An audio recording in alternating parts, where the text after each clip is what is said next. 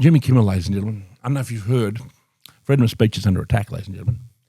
This is an emergency. This is like the new McCarthyism. We're going to talk about that tonight on the report from Tiger Mountain. Stick around.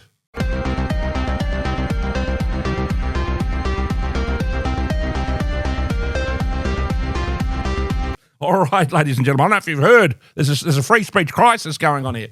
Jimmy Kimmel, who, as we well know, is the greatest night talk show host since, I mean, look, if you could combine Johnny Carson, David Letterman, and Jay Leno all into one, they wouldn't come anywhere near Jimmy Kimmel. He's just a comedic genius and a free speech advocate. He was cancelled. Can you believe this? Can you believe it? For 4 days. 4 days. 4 dark days. It should be like almost like a kind of a national period of mourning for the 4 days Jimmy Kimmel was cancelled, ladies and gentlemen, because he was cancelled. He said so, he celebrated the death of Charlie Kirk, and then if Donald Trump has moved in a few of his little pals into media, still like the main TV stations in America, they have. Standards and things like this. And it was suggested that maybe the fact that Jimmy Kimmel's ratings are in the toilet and that he's about as funny as a dry fart at an orgy, that, he would, be sacked because just for being a fucking idiot. No, ladies and gentlemen. His ratings are in the toilet. He's not funny. I don't know if you've seen the show. He's not funny. He just goes into a 20-minute harangue against Trump every fucking episode, just like Colbert. And then, of course, he goes on the Colbert show, which is, of course, an Epstein Island reunion there with Jimmy Kimmel and Colbert. I mean, they were two big stars of Epstein Island. I mean, there are many people who saw them there. And, so they're big stars there. And they got together and they commiserated amongst each other. It's almost like they were put there just to attack Trump every single night.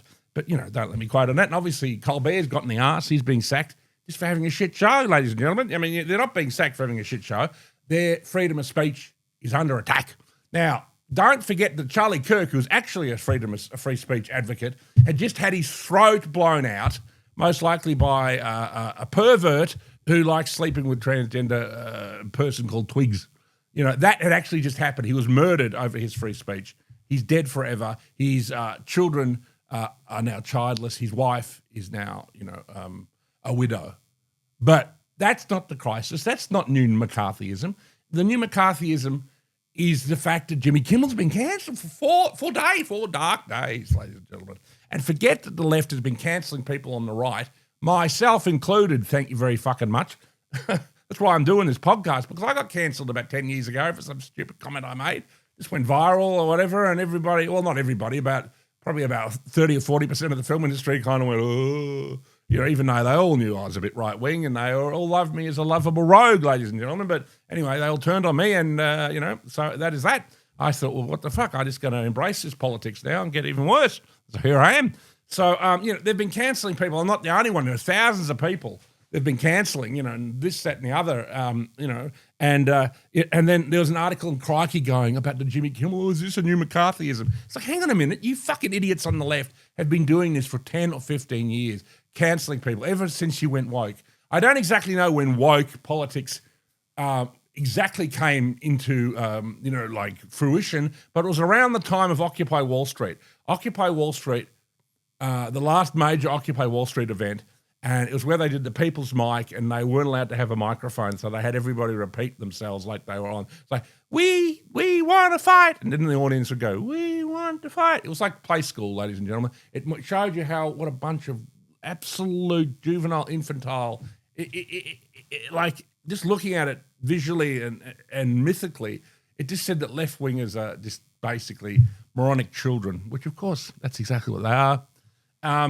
It showed them up. So they couldn't handle it, because their sense of self, their sense of identity collapsed. So they went radical. They went into this woke thing. It was around that time that it was born. And then about 3 or 4 years later after that, Occupy Wall Street thing, Donald Trump came along and then, of course, that radicalized them as well. So I think that's where it all began, ladies and gentlemen. And so there we have it. Jimmy Kimmel, who is the most unfunny, the most talentless night show host I think I've ever seen in my life, who is just an absolute piece of shit. He used to do a show where he was just misogynist stuff about women 24/7. It was like they called the Man Show, and he's just always creeping on women. I mean, this guy, he's like Epstein Island if it had a face. You know what I mean? He's like the public. You know, if they had a public outreach office, it'd have to be Jimmy Kimmel. So, you know, anyway, this prick got cancelled for 4 days, and they acted like it was like, Fahrenheit 451 by Ray Bradbury. So it's utter bullshit. I wish Jimmy Kimmel would fuck off. I wish Elon Musk would put Jimmy Kimmel on a rocket, probably with Steve Colbert, and fire him off into the sun, ladies and gentlemen, because then they could examine, do a scientific mission on the way to the sun. So that's the report from Tiger Mountain for this week. And I hate Jimmy Kimmel. He can get fucked.